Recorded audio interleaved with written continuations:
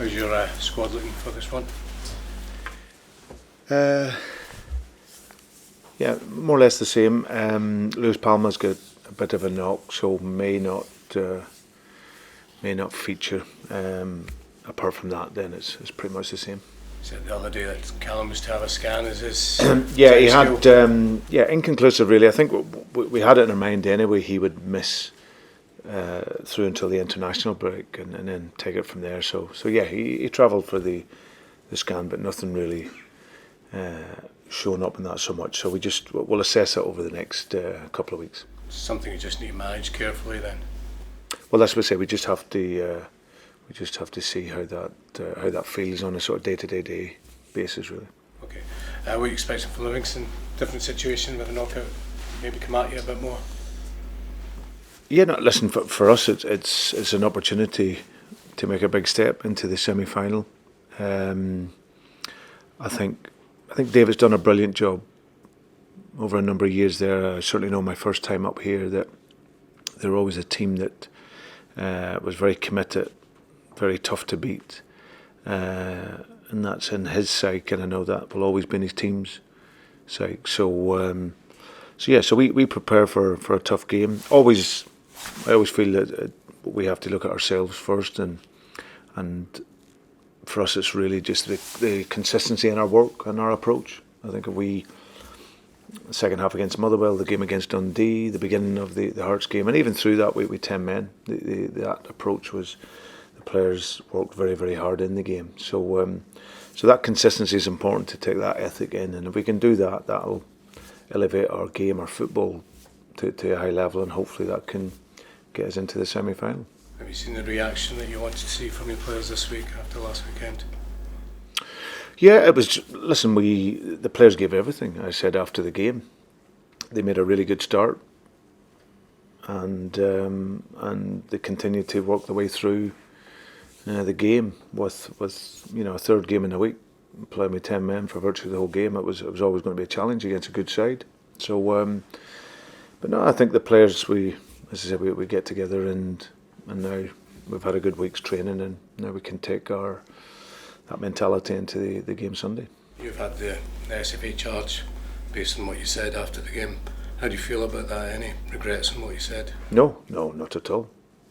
My job is to defend the team, defend the club, and that's what we'll do in this case. We'll defend it vigorously, and when the date comes, then we'll go from there. Will that involve you defending yourself personally? I don't know. I'll sit down with the club and with the lawyers, and then we'll look at it from there. Can you understand, Brendan, why you've been charged? Do you think, if you compare it to other comments from other managers about referees this season, it's fair that your charges come to you? Listen, I don't want to go into that. I said after the game, and it's that one game, but for me, it's obviously my observations over many games, primarily around the inconsistency of decisions. So but I don't want to go into it too much. Like I said, I never talk so much about referees, and haven't done over the course of my career. I understand they make mistakes, but I felt the ones last week were clear errors in the game. So like I said, I've said before, the first one, I've seen incidents worse than that. And I thought the on-field decision was correct. The yellow card. We had a report back to say that the studs and boot was in the face of the player, which clearly a couple of days later, even when we get that report and it says that, it's clearly not the case when you watch it. So, but we'll go through that, and we'll answer that later on in the month. Okay, just wanted to get your reaction to Leo Abada leaving the club. How do you look back at his time here at Celtic? Well, firstly, it's desperately sad, the whole situation.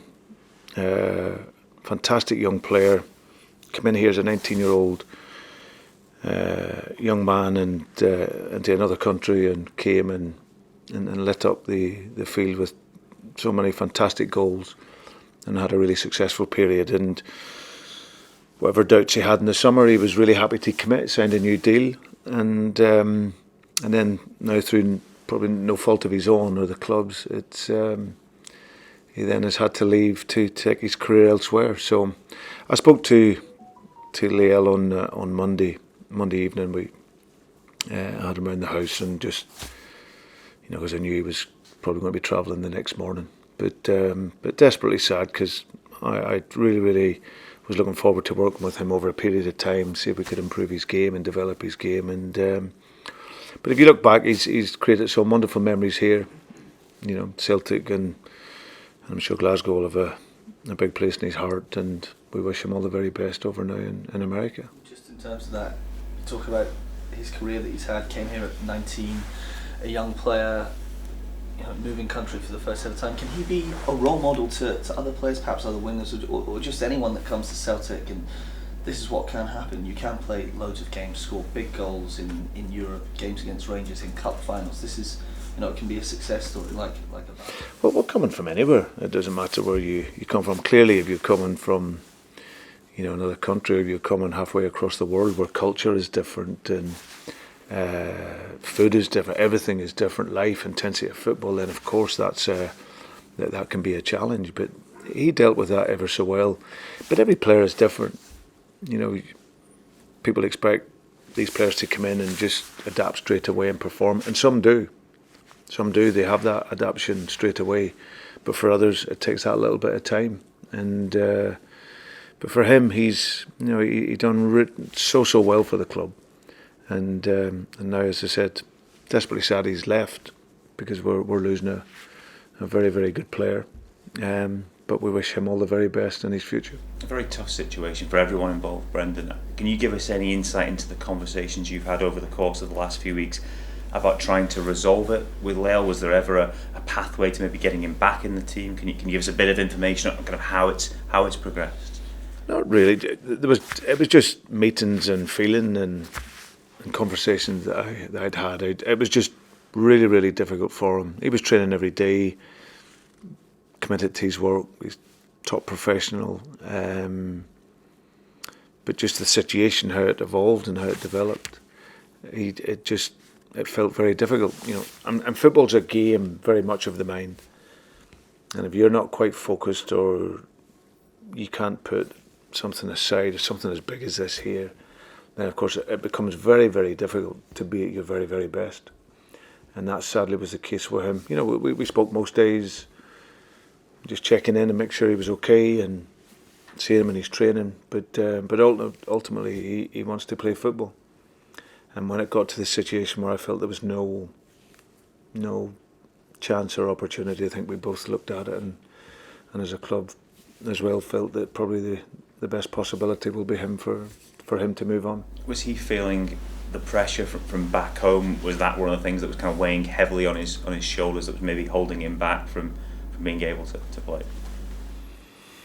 No, listen, it's clearly a situation that, like he said, it was unplanned, and wherever it comes from, there was multiple reasons for him not to be in that frame of mind. So, but yeah, listen, it's done now.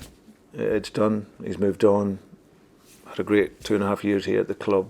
Done very, very well, and we have to move on. In football terms, is it a disappointment for you, because obviously he'd made such a big impact, still had his best years ahead of him, there was perhaps huge potential still to tap into, a regret that there isn't a way other than this for it to move forward? Yeah, well, absolutely, because he's really only at the beginning of what I would call the asset age, from between 22 and 29 years of age. That's when you're going to grow and develop and then find yourself at the top of your game. He was 22, so he'd just begun really. So yeah, and that's why I say it's desperately sad that we haven't been able to see him here for longer, because I feel that he will grow and he will develop. He has a natural instinct to score goals. He's really a striker that played wide. You look at his movement, you look at his intuition in the box to get goals, and of course any team would always want that. Ali Bernabei also away, I'm right in saying it. What's the thinking with that movement, and what does the future hold for him? Well, Bernard's gone to, again, really, really good professional.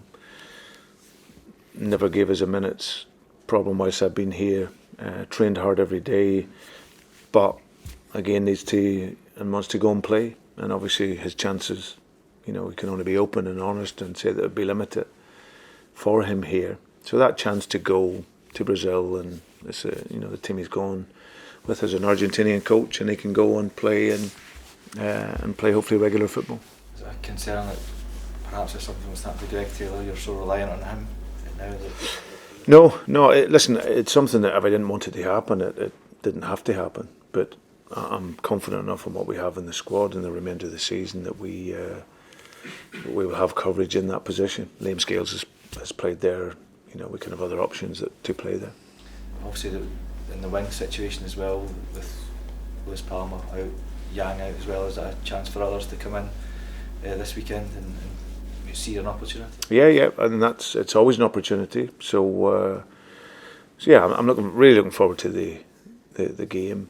And as I said, the opportunity to get to Hampden again is a big motivation for us. So for any of the players to play and come in, it's they'll have that opportunity to help us get there. A big part of maybe some of the players who've come this season as well to get to Hampden and experience that, kind of show them as well about what playing for Celtic's all about as well. Yeah, well, Celtic is about winning, and I always said that you got to get to Hampden and you have to then enjoy that there, because that's where you win your trophies. So yeah, I'm really looking forward to going there. But we got to get there, and that's the job for the weekend. Can I just ask you one more about Callum? Is that a problem that's been troubling him for quite a while now? No. Has it just got, No. I think it's something that, speaking to him, he's felt most seasons of late, towards the back end of the season. But he's sort of had to play through it, or was able to play through it. So not something new for him, but this is just something that we have to look at and be mindful of.